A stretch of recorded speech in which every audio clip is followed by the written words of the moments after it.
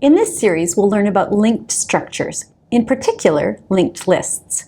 A linked structure uses pointers to increase the number of items in the structure as we have need. Let's compare this to the arrays we have been using to store and access collections of data. Arrays are built into the C language, but we will need to define our own linked structures.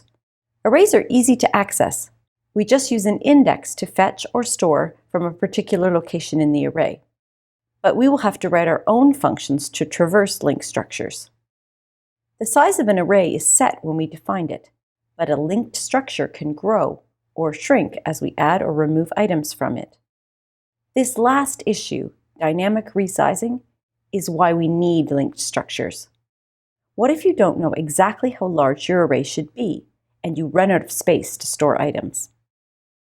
A linked list is a data structure that stores a sequence of items.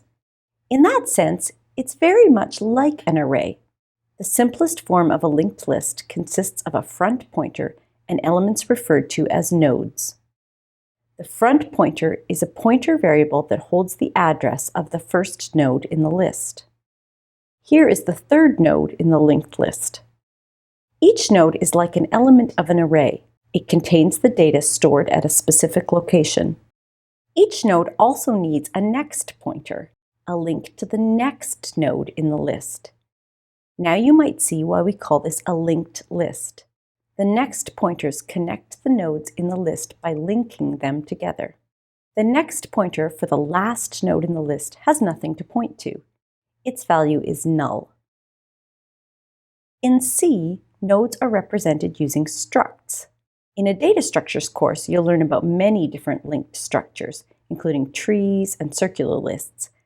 But in its most basic form, the node struct for a linked list contains two parts: the data that it stores and a pointer to the next node in the list. The front pointer and the next pointers play a pivotal role in linked list operations.